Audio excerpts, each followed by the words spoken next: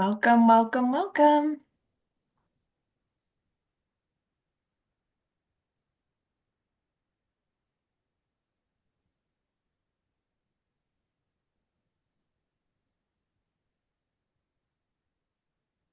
Alrighty. I see lots of people coming in. So I'm going to kick us off by saying good evening, everyone. Thank you so much for joining us for Unlocking the Path to Publication. My name is Shannon Costello, and I work at the Alliance for Young Artists and Writers, the nonprofit presenter of the Scholastic Art and Writing Awards. One of my favorite parts of my job is working with our wonderful alumni and supporting their creative endeavors. Tonight, I'm pleased to introduce our latest panel all about publishing, one of our most requested topics. We have 1 hour for tonight's discussion about all things publishing, and I encourage you to submit questions using the Q&A feature in Zoom, since we'll open it up to your questions at the end. As just a note, we are recording this webinar and we'll be posting it on our blog probably next week. And the chat is open too. If you guys want to say hello, we'd love to see you. And now I'm going to pass it over to our moderator, David, to introduce himself and then invite the panelists to do their own self-introductions. Great. Thank Thank you. you, Shannon. Yeah. And hello, everybody. My name is David Levithan. I, like my colleague Maeve, I can tell from the background, are coming to you from the Scholastic HQ, whereas Cassandra and Jalen are coming from the comfort of their homes. Which of us is half is wiser and which not, you can decide. But we're so excited to be here to talk about publishing, which is something that we all live and breathe every day here at Scholastic, and hopefully can answer your questions and give you a sense of sort of what publishing is like and how to get in the door, both working in publishing, but also as artists and as writers. As I said at the top, and you can read in my square, my name is David Levithan. I started here at Scholastic as an intern in the summer between my sophomore and junior of college, which was a while ago. We didn't have email. That's how long it was. But basically, learned that being paid to think like a 13-year-old girl was my exact skill set. I started working on the Babysitters Club. I still work on the Babysitters Club at times with Cassandra and Maeve. So it all comes full circle. I also work on the Hunger Games, and we had a really big week last week with the release of Sunrise on the Reaping. And that's pretty much my range, is Babysitters Club to Hunger Games. I think that pretty much encompasses what I do. I'm the publisher in the editorial group in the book group here. So basically, I do the division that is everything from chapter book to YA. But again, we do all sorts of things here at Scholastic, and we have a wide range here amongst us. And I'm really glad the four of us are sort of tag teaming here to talk to you about publishing. So I will throw it next to Cassandra. Hi, my name is Cassandra Pelham Fulton. I also started as an intern. So I was part of a fellowship, a summer fellowship for 3 summers after my sophomore, junior, and senior years in college. And then the summer after the fall, after my senior year in 2006, I started a full-time job in the for both being an editorial assistant for both the Graphics imprint and Scholastic Press imprints. So for a while I worked, I assisted in both novels and chapter books and graphic novels, and then eventually I started editing novels and graphic novels, and then eventually started editing only graphic novels. And now I'm the editorial director of the Graphics imprint. And I think I already saw a question about whether we do the Babysitters Club graphic novels, and we do. And I am one of the editors on them. I'm the main editor, lead editor on it, I guess. So yes, we're up to book 17 just came out. Awesome. All right, Maeve. Hello. My name is Maeve Norton, and I am an art director in our trade fiction group. I work very closely with David and Jalen. So, kind of a similar scope to what David said, from Babysitters Club to Hunger Games is about the age range that I specialize in. I've been at Scholastic coming on 10 years this December.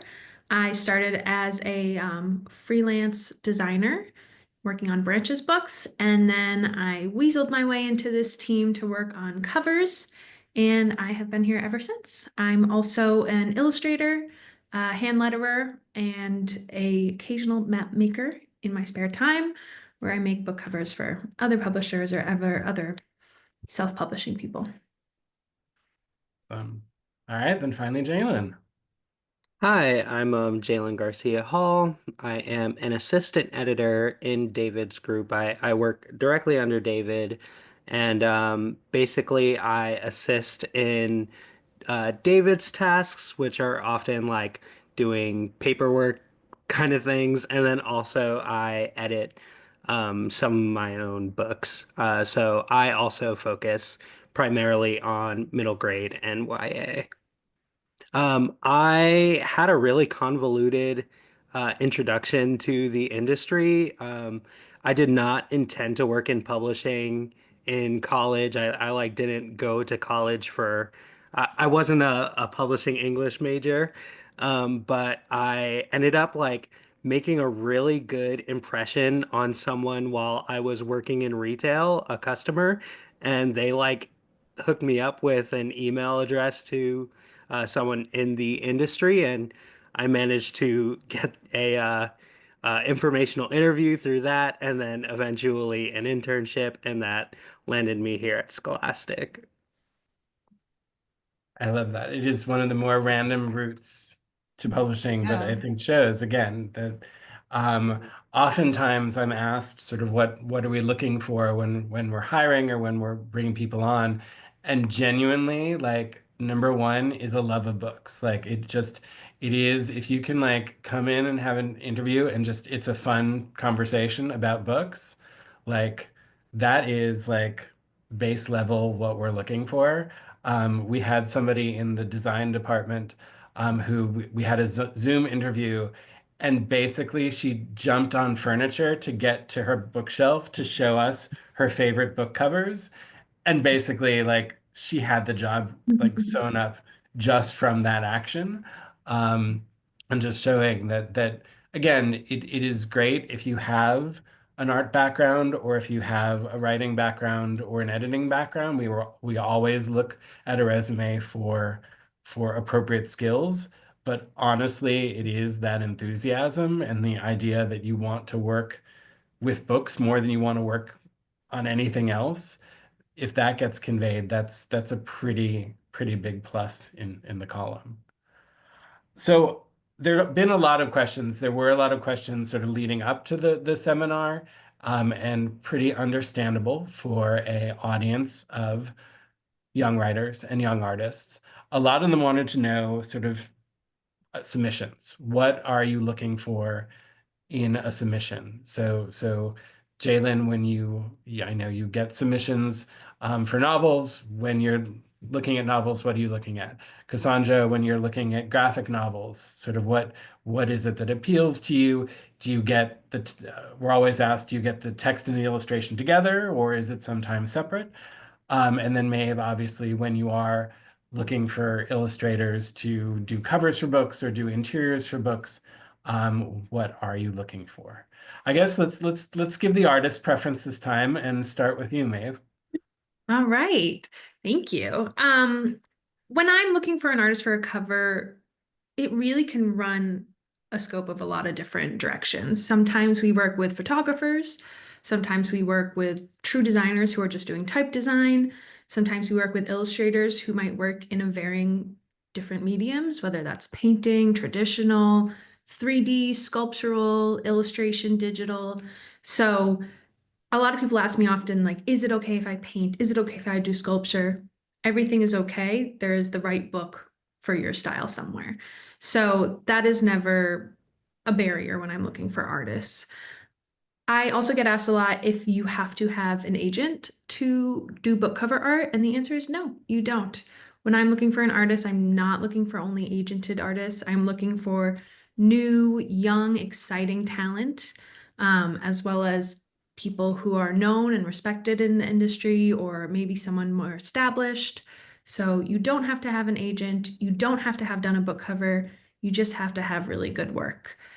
I'm often looking for character development, someone who can draw a character maybe in a few different scenes or a few different emotions, and really leaning into body language and facial expression to show emotion.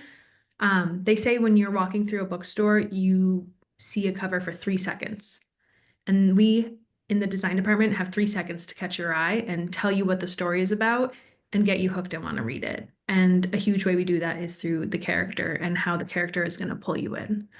With that, I'm also looking for the character interacting with their environment. So I get a lot of submissions sometimes, just a character on a plain background, and then a beautiful background and a beautiful scene. And I really look for someone who can marry those two things and use the environment as a narrative element to help push the story along.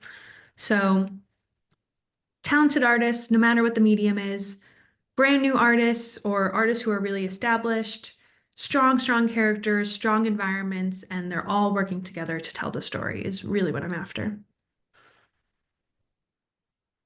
Excellent. All right. So then moving to somebody who considers both art and writing, Cassandra. Yeah, so when I am looking at submissions, so one of my favorite things about comics is that you can tell, I think, literally any kind of story in comics format. And I am looking for a compelling story that feels original or surprising in some way. Middle grade graphic novels in particular have really exploded, and there are a lot of them out there. And I think I'm looking for really special projects that feels singular in a way. Unforgettable characters that I can really connect to. I love to feel a strong emotional connection to the protagonist, and so that I'm really in it with them. I'm really in the story with them. And of course, with art, I think editing graphic novels is like part being editor, part being an art director of sorts. Because and I look at for striking artwork that feels, I would say, feels polished in its execution, not necessarily in style, but like it feels like it could really sit on its own on a shelf. Um, and that those are kind of like the main things, the confidence in storytelling and in art creation. Also, I look for that. Great. All right, Jalen. Yeah, I mean, I am at the point in my career where I'm not super picky. I'm interested in all kinds of stories, so I'm looking out for all kinds of stories. I like different kinds of writing styles as well, but generally I want to either like not notice it at all or be really sucked into the beauty of the writing style or like the novelty of it.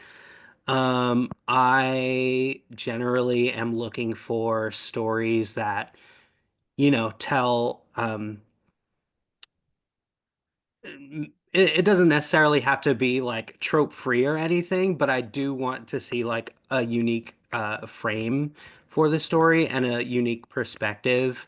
I'm always looking to read books by Indigenous authors, by queer authors, by disabled authors. Those are the stories that tend to move me in particular. But everyone at Scholastic sort of has their own niche and environment that they really love. Yeah, I mean, jump onto that because that's very similar to what I'm looking for. And I think honestly what I'm looking for now is very different than when I was a younger editor and had much more bandwidth. But I think really for me it is about a story that's told in a different way and does grab me. It's really interesting because a lot of people when they send in submissions, they try to parrot what's popular, and they try to make it seem similar to something that is already successful. But in my mind, that's already been done. There's no use in chasing a trend by the time your book comes out. It takes a year basically between when you finish the editorial process and the book comes out. So if right now, if like dragon romance is the big hot thing, which strangely it is, um, if I'm getting dragon romances, by the time I publish it, the fire alarm's going off. So if Maeve and I have to run, that's why. Wow, drama. Um, stay tuned. Um, so That's not what I'm looking for. If you tell a dragon romance in a way that I've never seen a dragon romance told before, that will get my attention. But if it seems like you've a mimeograph of something that's already been done, it's not as exciting to me.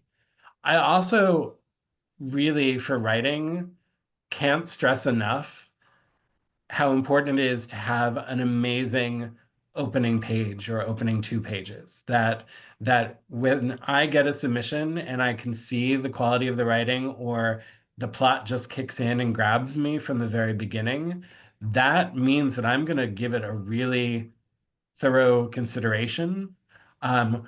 If you think, oh, it takes a few pages to get going, or, oh, well, I'm going to start slow, but then there's going to be this real big twist at the end of chapter 1, like I might not make it to chapter 1. So I think having that up front, again, it's almost like a reader. Again, we're a little better off than the art department. We don't get 3 seconds, but we definitely get 3 pages. And if a reader in a store is reading and isn't grabbed by those first 3 pages, it's going to be hard to get them to get the book. But if you can grab them, and again, it doesn't have to be with a surprising plot, it could just be really, really striking writing, then that's good.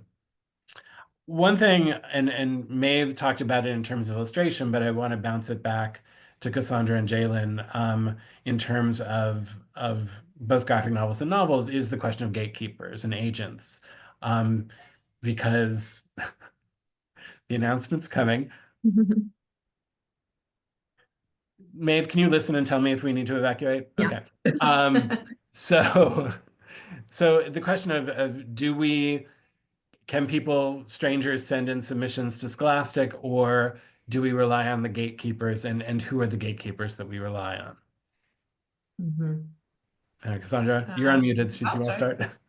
Yeah, sure. There is no fire alarm here, so I'll be here. And so yes, we so for graphics, I mean, now it feels like most of the submissions that we get come through agents. Graphics was founded in 2005.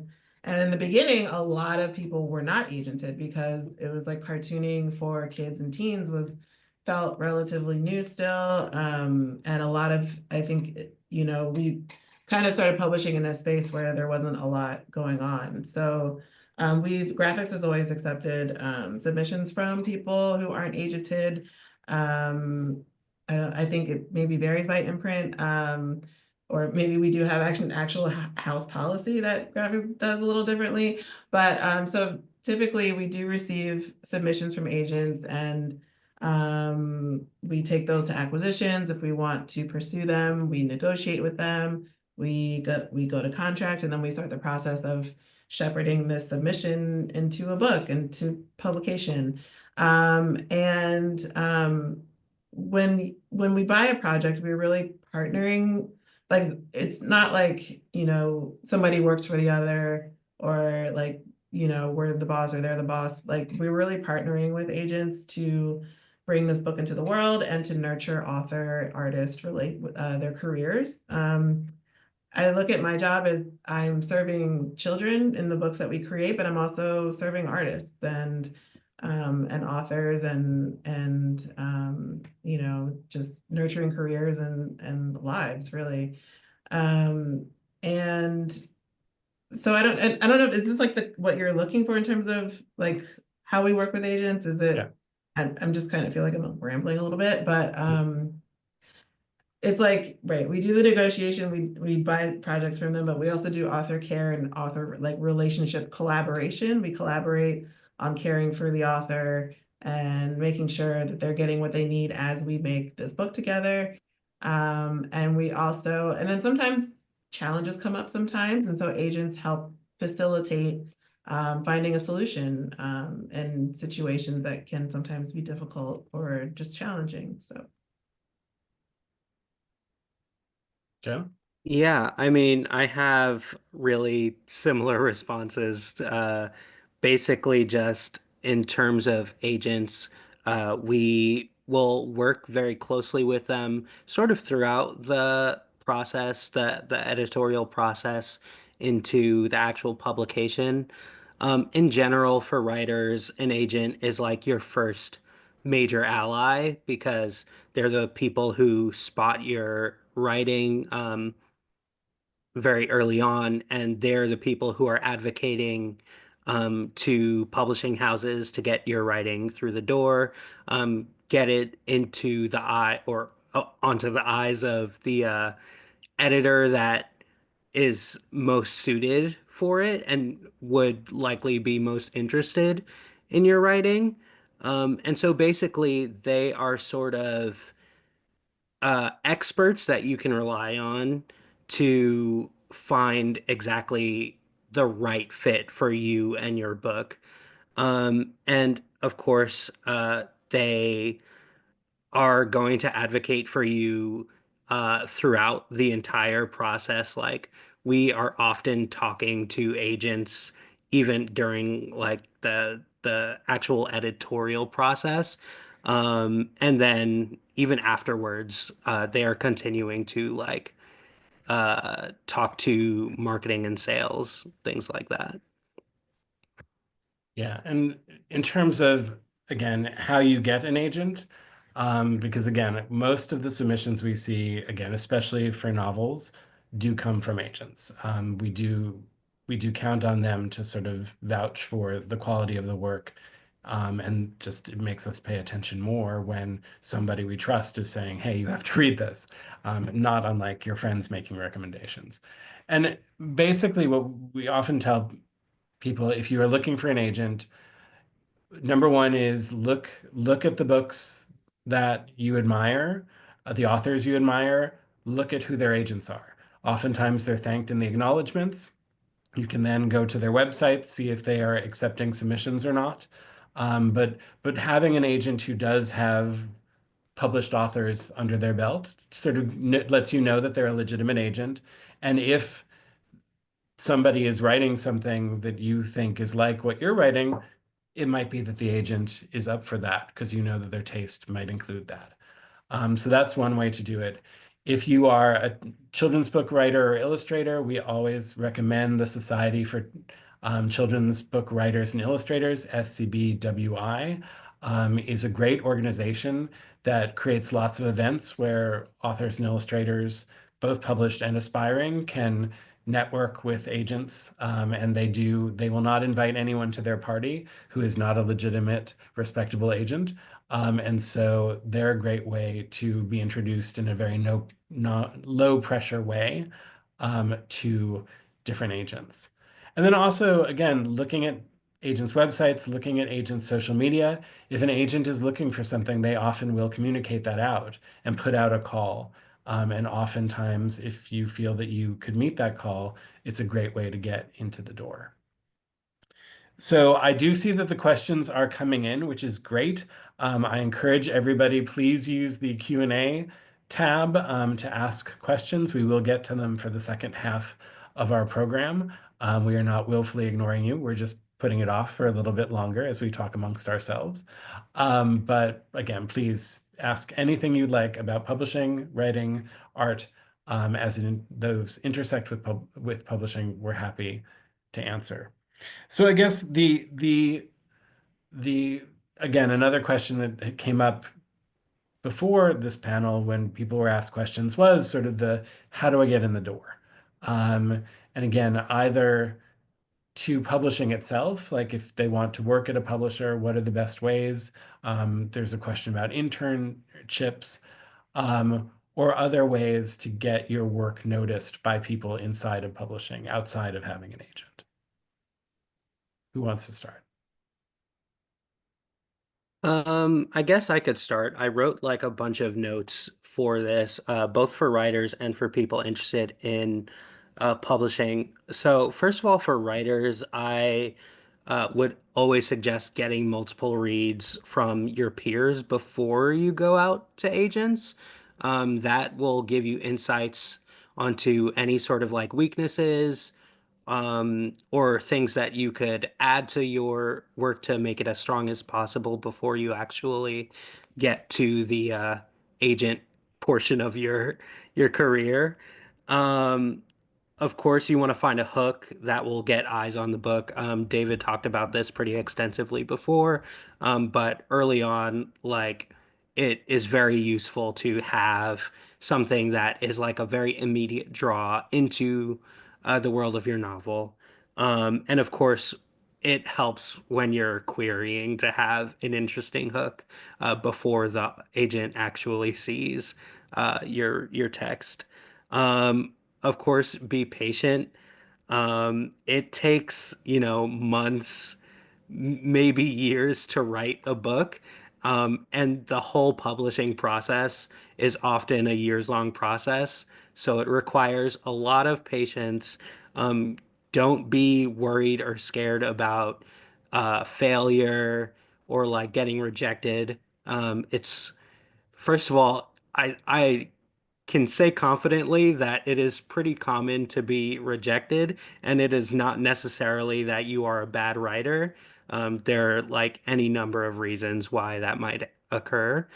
But like, you know, the the more you try, the more likely it is that you will find the sort of niche that you are looking for, and the more likely it is that you'll find an agent who will be your best advocate. And then also just read things in the genre that you're interested in because it will tell you where the market is. It will tell you the kind of style that people are drawn to. And it just serves as good inspiration and helps you become better as a writer.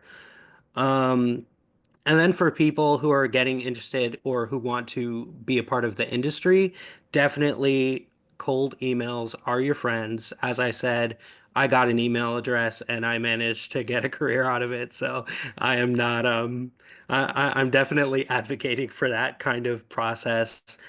David mentioned looking for agents in the acknowledgments, but you can absolutely look for editors in the acknowledgments. You can often find a lot of names in the acknowledgments that are within the industry, and through that you can do if you're able to find their email addresses, you can write a cold email, ask for an informational interview, and then just, make a good impression. It doesn't mean that you have to be super confident or anything, but like come prepared with lots of questions. Bring your resume with you if you can. And I know that when I did my first informational interview, what really impressed Mallory, who I now work with, was that I brought like a sample of my editing because I had just read over one of my friend's books, and so I like edited it in the margins and brought that over and showed Mallory. And then yeah, just make sure you have a clean resume. Be ready. Yeah, I was Oh, also and gonna also, say, sorry, just don't be discouraged by you are going to hear so many times that it is impossible to get into this industry. And while it is probably more difficult than it should be, and probably like there are fewer access points than there maybe ought to be, it's definitely doable. I was just going to chime in quickly and say I also was gonna one thing I was gonna say is also read a lot and also visit bookstores like real ones, just so you can see like what's on the shelves, what they're featuring on the tables like at Barnes and Noble or independent bookstores, which are awesome places and really foster reading environments. Sometimes I get submissions and I have the feeling that like they've never read a book in the category they're interested in or even know what we publish or what kids are reading. So it's really important. It is, like Jalen said, to be aware of the market. And also for comics and cartoonists, I find that people get stuck whether they're writing or writing and illustrating or illustrating. And so I would say start small and just try to finish something, even if it's like a short mini comic or just so you can feel like you started something, you finished it. Your story has a beginning, middle, and end, even if it's a page or two or three long. Yeah. I would say if you are an artist looking to break into the industry, obviously the first thing you need to do is get that portfolio ready to go and ready to send out. And part of that is making sure you know what your target audience is and where you want this portfolio to live and the kind of work you want to be doing. I talk to a lot of artists who say, you know, I want to do picture books, but I can also do covers, and I also do some editorial, and I also do a little bit of this. And I say, that's great. If you want to do it all, but make sure you're doing it all to the best of your abilities. If you want to do picture books and you also want to do covers, they both need to be 10 out of 10 great pieces for your portfolio, pieces that show the work you want to be making and show the work that you're capable of making. So get that portfolio ready. Similar to what Jalen's saying, ask your peers, ask for some reviews, ask for notes from your teachers, people in the industry if you can, and go to the bookstore. Really go to the bookstore, pick up the books that resonate with you. If you see a cover or a picture book and you think, I could do that. That's within my wheelhouse. That is what I want my work to look like. That's where my style is leaning. Look into the back. The designer, the art director, the artist will always be listed. And I can't recommend enough reaching out for an informational interview or to just say, hello, you know, I saw this book that you worked on. It really spoke to me. I'm also an artist. I have a kind of similar style. I would love to pick your brain for 30 minutes, buy you a coffee, get your information on the publishing industry and what I need to do to break into it. And I can't tell you how many artists I've hired that way when they've reached out to me and said, I love this book you work on. I also do books. Do you need anyone, or can I just get my work in front of you? And I've hired so many artists that way. And it's really the best thing you can do. This industry is obviously, you have to be talented and you have to be passionate, but you also have to be getting out there and making those connections and finding those connections where they're the right ones. So I also tell people a lot, do your research. If you're reaching out to art directors to see if you might be a good fit, make sure you're a good fit first. I only hire for middle grade and young adult novels, and I get a lot of picture book submissions. And, you know, I have to kindly say, I can't do anything with this, but if you do some cover work, let me know and send it my way, and I'm happy to look at it. So do your research, make sure you're reaching out to the right people, and just get yourself out there. The worst thing that can happen is they don't answer you, and that's not that bad. The best thing that can happen is your career begins, and that's pretty good. Yeah. No, I think it is. I mean, what Jalen was saying is true. It is a very hard place to get into, both to be published and to work in publishing. But as I think you're hearing here, random things happen all the time. And all of us work with people that we're like, oh, I didn't know that we would end up working on 20 books together, but we just happened to meet because they were in my friend's band or whatever. I mean, whatever it is, or I met them at a party, or yeah, they randomly emailed me and said, can you read some of my work? And I will say, and I totally failed. I failed to like acknowledge half of my life in my self-introduction. I've also written a lot of books. I am also a novelist, a published novelist. And I have to say, like, don't put the burden on yourself to just get a home run the first time you're at bat. All of us, like all of my author friends, including myself, we have manuscripts in our drawer or on our hard drive that will never see the light of day. I had to write two pretty mediocre books before I wrote a book that was actually good enough to share with other people. And so I do think my advice is always to let yourself fail, and let yourself, again, take advice and revise and not expect things to happen right away, but instead know that you're building a foundation for your entire career. And you want that to be the most solid foundation possible. And sometimes rushing the first thing you have into that place of the foundation, that's actually not going to be the right foundation. Sometimes it is about, again, doing something not particularly successfully, getting really good constructive criticism, and then moving on to the next thing. And then a lot of the time, if you follow very, very popular authors, many of them then return to the thing that they abandoned when they were a youth. Like one of my favorite authors, and one of my favorite authors I've worked with, is Maggie Stiefvater. And her big series, The Raven Boys, was something that she started when she was 19, put down. It was in her notebooks. She then wrote other successful books and then got to a point where she's like, okay, now I'm going to go back to that other idea and I'm going to do it right. And it became her most successful series. All right, we have so many questions, which makes me so happy. So we are going to sort of speed round here, so not all four of us are going to answer every single question, but I do want to get to as many as possible. I will also say if you put a question in the chat and not in the Q&A, please put it in the Q&A because I'm not going to multitask. I'm just looking at the Q&A. All right, so I'm going to direct this to Cassandra from Randy, and I think the fact that he or she is asking this question is a good sign.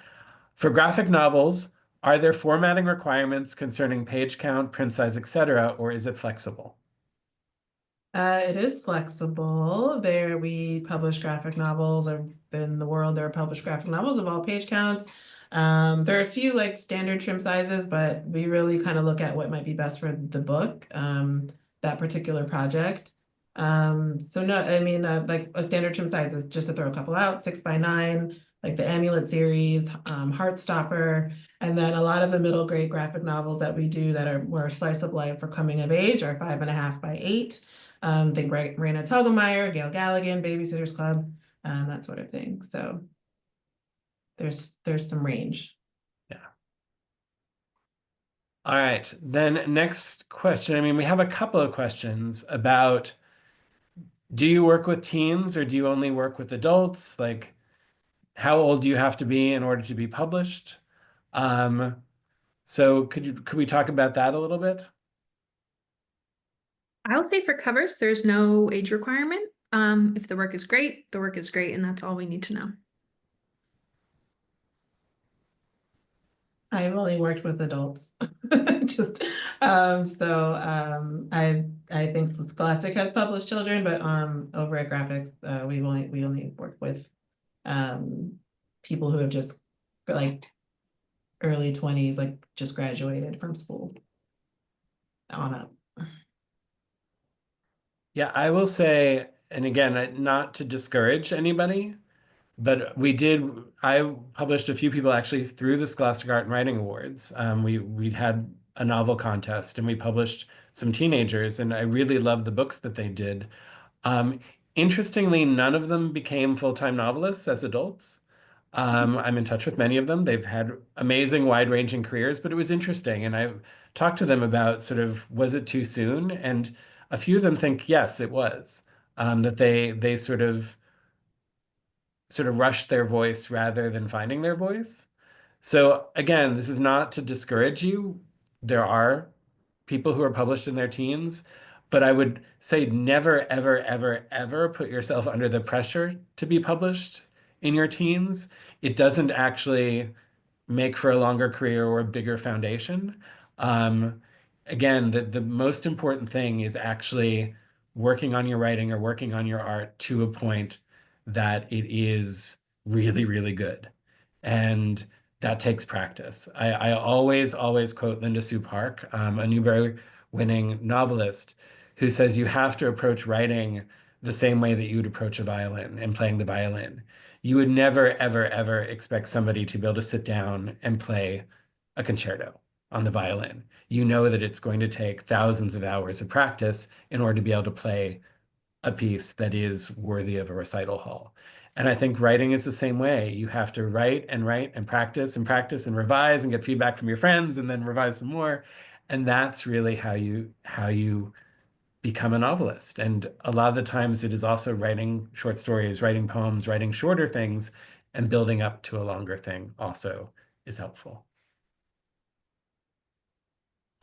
All right. Next question. How common possible is it for novel writing to be someone's full-time paying career? Maybe the author should answer this one. Well, I have a day job. I publish 30 books and I still need my day job. It is very rare to be a full-time writer. Because again, you only can publish so many books in 1 year. It is not a predictable way to have income because you really do go from book to book to book. Sometimes you can have a multiple book contract, but that could last you a couple of years. It's not going to last you 20 years.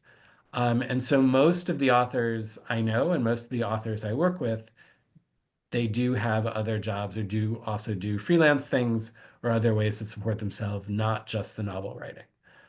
So I do think it is having a varied portfolio is how you actually make a living as a writer, is to do a few things rather than just the one. Maeve, how And I will about say art?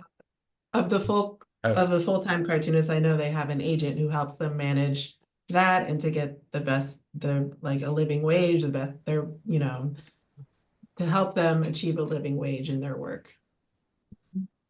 Yeah, it's definitely possible in the art industry. I would agree that you want to be more wide-ranging probably because you never know when the work is going to come. So a lot of the full-time freelance illustrators that I know might do book covers, but they also might do editorial illustration as well. They might do some design work. So they have their hands in a few pots. But it's definitely possible. A lot of people do it. all right, Jalen, I'm going to throw this one to you. I've heard there are different types of editors for proofreading books versus editing for style, etc. Do publishers help you navigate finding those people?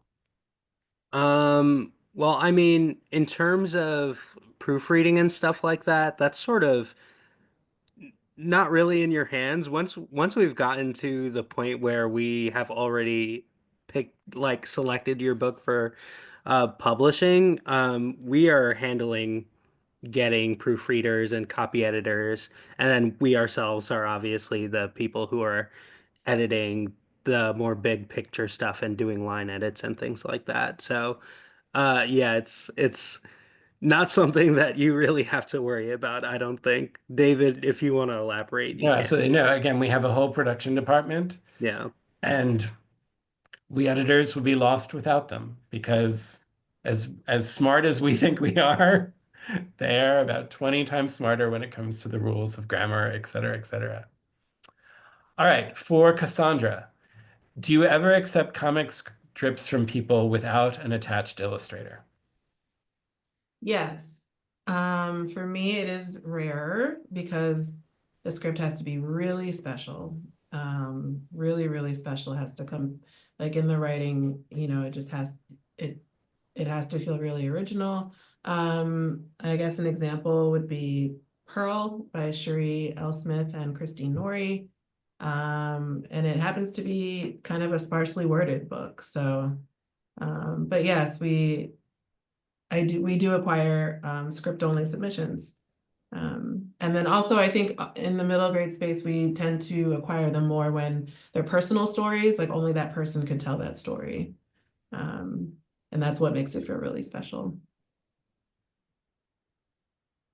All right. A question. Do you regularly change up with which agents you partner with, or do you have a pretty regular circle of agents you favor? How do your lists change over time? I work with a variety of agents, but I mean, there are a few agents who might have several clients on our list at a time. Um, but it's not really, yeah, it's interesting. I guess I've never counted up the number of agents that I'm working with at any given time.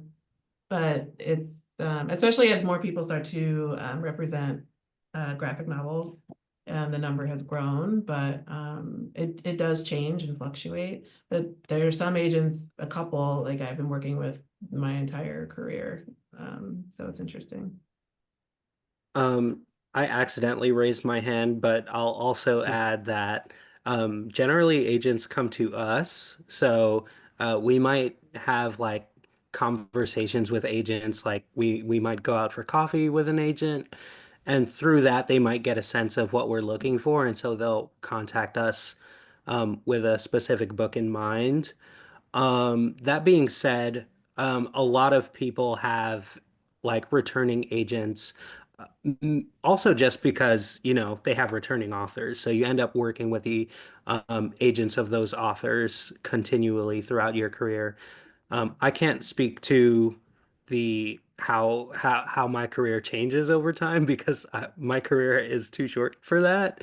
But definitely, I know that as people like get to know each other in the industry. Like it's kind of a small world, so people do tend to become more and more familiar with like a large variety of agents and yeah. Yeah, we work with a lot of different agents and agencies, and we have some that we have really close working relationships with, and we know we can always rely on them for a specific project. But we're working with new agencies, younger agencies, agencies that might do work that isn't specifically geared towards publishing. If they reach out to us and start a relationship, we're always open. All right, so Maeve, I'm going to put you in a speed round with two questions. The Okay. first, for covers, do you typically have the artist and designer be separate people or one person designing the cover? That's a great question. So in my capacity, work as a designer. So if you are being hired as a cover illustrator, you are being hired as the designer. So they are two separate people typically. If you are an artist who has a design background, we might want to see you explore things like hand lettering, maybe some type design. We might want to see you do full jacket wrap art. But all of the design elements of the book, laying out the jacket, laying out the body copy, the interior, would fall on our full-time design department at Scholastic. And for the fonts, again, usually the designer is the one, unless it has been handwritten, usually it is the designer that chooses the fonts, correct? Yes, that's correct. And I always tell her, so I'm like, again, take a stab at it. If you're really passionate about it and you want to give it a try, I would never tell someone not to, but we might not always go with that direction. We might explore some other directions in-house, but the fonts are typically always chosen by the design team. And then the question every author asks, how much control does an author have over the book cover and illustrations that appear in the book? Yes. And most artists ask this too. Yes. This depends on who the author is. If it is a big time best-selling author, they will have much more control over the cover. If it is a new author, what we call a debut author who's doing their first book, they will have less control over the cover. That being said, we always want to make sure our authors are happy and they love their covers, and I can pretty confidently say that they always do. We make a lot of books every year, so we really know what we're doing. So luckily, our authors trust us and they trust our opinion. And I always like to remind artists that the work we're doing, it takes a village. If I'm making a cover, I'm getting input from sales, marketing, publicity, my editor, my creative director. People are coming from this with their own unique perspective based on the industry that they're in the publishing world. And that's all coming together to make a cover. So our authors trust us, our illustrators trust us with our notes, and it really just depends on the author whether they get say or not. All right, there are a number of questions that I'm going to jump in about poetry, because that is something, again, that we specifically have the lens of children's books and YA, which we actually publish a lot of poetry. And we do a lot of novels in verse, both for middle grade and YA, and picture book manuscripts oftentimes are written in poetry. So I would really encourage people. The thing that is different for us is that it almost always is narrative. We very rarely publish a collection of poems where the poems aren't related. There really has to be an overarching narrative. And again, there are so many amazing authors. I would read Aida Salazar, I would read Karen Hess, just to Laurie Halse Anderson for YA, who writes in verse. There's so many amazing authors, and their submissions very much are the same as novels, that they will give us a selection of the poems, make sure that the narrative is there. And again, if the voice is there, we don't have the hesitation to publish something in verse. There was a question about does the rule still apply for impressing in the first few pages with poetry? And the answer is absolutely. Start with a bang.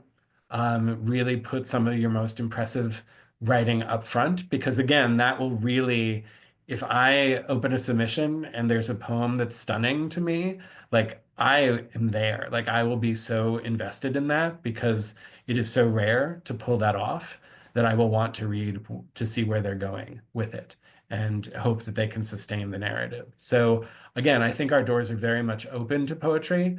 I will say in terms of chapbooks or in terms of publishing a collection with an adult publisher, that's not really within our skill set here to talk about, so I wouldn't want to misdirect you. But hopefully the arts and writing people can program something with some poetry editors who can give you more guidance for that in the adult world. All right, I kind of love this question. For beta readers, do you recommend brutally honest friends, or are there professional beta readers, or does it not matter? I don't know of professional beta readers. I know a lot of people who have their friends read. I don't know. I actually don't have much insight into like the actual conversation between writer and beta reader. It's usually like when someone is trying to be accurate or sensitive in their story that I get more of that conversation. But yeah, I know that people are in writing groups where they get like group feedback. And that sounds fun to me. But yeah, I don't have much like insight into that relationship.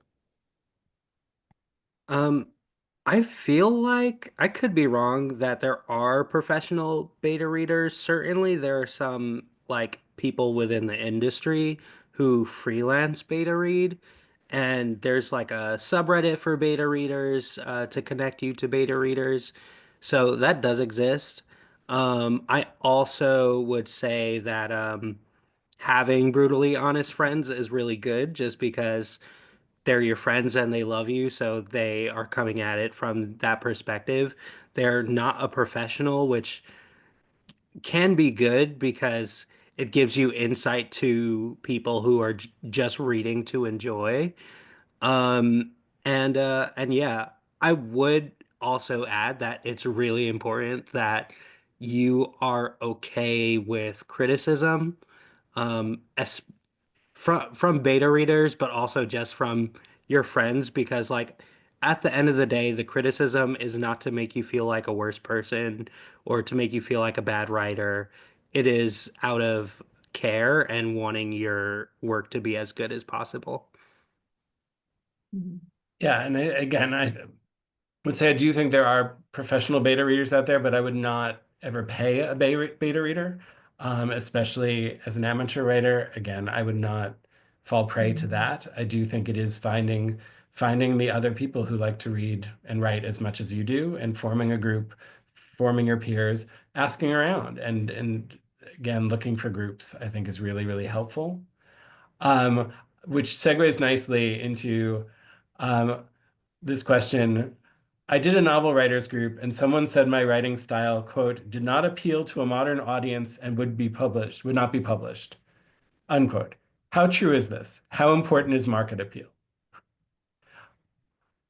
Who is this modern audience? What does this modern audience look like? Is it true that everybody reads the same book? That hasn't been Right. my experience. I'm gonna be candid here. There are books that I have loved that I dare say that Jalen, Cassandra, and Maeve have not loved.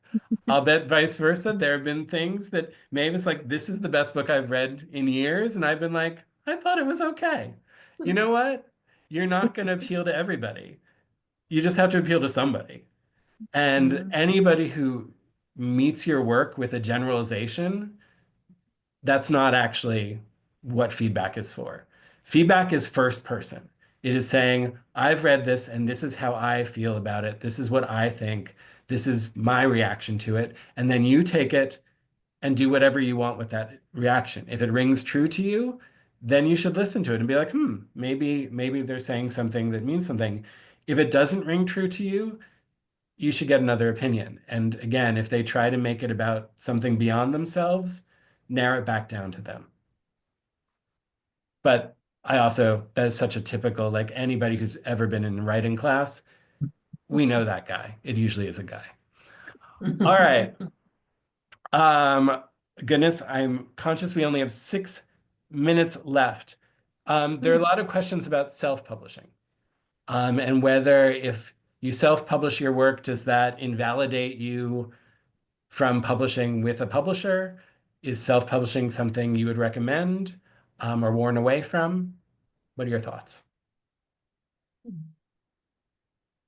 Well, in my space, we've worked with people who have self-published or, you know, self-published their own books and sold them at comic shows or Comic-Con. And like, for example, we came across Cleopatra in Space at Comic-Con. The artist was selling their own Cleopatra, self-published Cleopatra in Space books.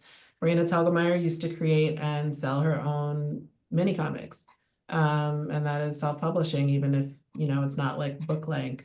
Also, if you look at like the Webtoon and Tapas and all that stuff, like that's a form of, I think, self-publishing in a way. I mean, it's posted online. I don't want to, get too specific about the language because I'm not sure, but I wouldn't, I mean, not every story, it's like almost like you're not creating for every reader. I mean, not every story is like for a major publisher or for a small press or for, it just, or for, I don't want to make any generalizations about self-publishing either, but I have worked with people who have self-published before. And again, I think it is, I will always say, make sure that you are maintaining control of your work. That again, there are some self-publishing outlets that are great because again, they are just, they work for you and they put your book out into the world and that's good. But there are other self-publishing outlets who will try to take the rights from you, will try to control the books, will make it very hard for you to, if you want to publish it elsewhere later on, will not let you do that. So before you get into any arrangement, definitely read the fine print. Again, oftentimes I encourage people, if you see another creator is on that platform, you can always reach out to them and just sort of say, what's your experience been in this platform? Just be really careful to maintain control of your work because that is sometimes an issue if you have published on a platform that claims ownership, then if you want to use it later on in some other way, that can be hard.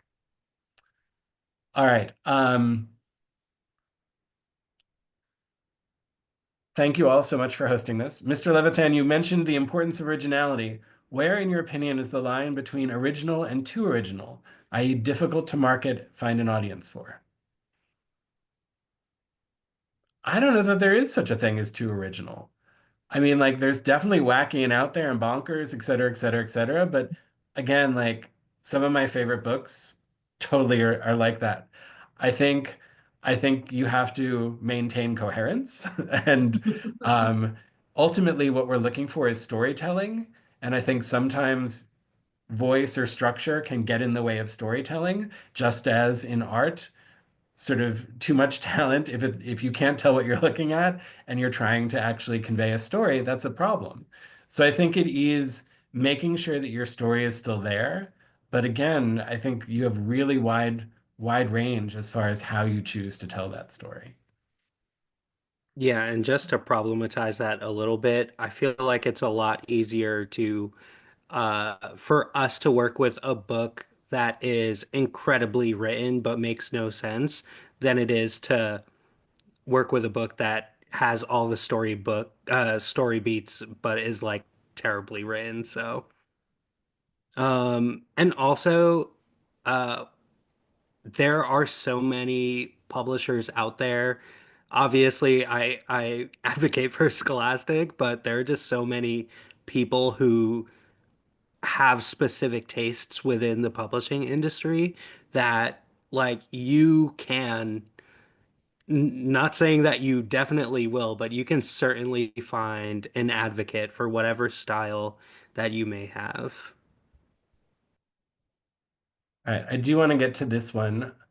How do you feel publishing has been affected by the political climate? Are marginalized BIPOC authors still being advocated for and published? We are certainly going to continue to advocate for the marginalized to the best of our ability for as long as we possibly can. For as long as I'm in the industry, I will be an advocate for marginalized voices. Yeah, I think kind of like Cassandra said, we are here to like service the children, and we have to make sure that we're making stories and art for every child. And so it's important to get those stories out there. All right, it is now 8 o'clock. There's so many questions we didn't get to, and I apologize to everybody whose questions we did not get to. We could have easily been here for another hour. but we did promise you it would be an hour. But certainly, again, if there are follow-ups, we can try to get answers through the Alliance. And Shannon is back. So Yeah. back to you, Shannon. No, thank you all for sharing your insights and expertise with us. I found this conversation so informative, and I think everyone else will find it helpful too. We are going to be sharing a recording of this next week, so whoever wants to revisit this, we will be sharing that on YouTube. Yeah, and we hope you'll stay connected with the Alliance for Young Artists and Writers. Follow us on social, and I'm also dropping a link in the chat. We have an alumni LinkedIn group that's really great and a great way to connect with people. And yeah, if you have more questions, you can email support@artandwriting.org, and we'll try to, direct questions as best we can. But yeah, thank you for being a part of the Scholastic Awards community. Thank you to our panelists and our moderator. I hope you all have a wonderful night. Thank you. Thank you. You all. Thank All you, right. everyone. Bye, everyone.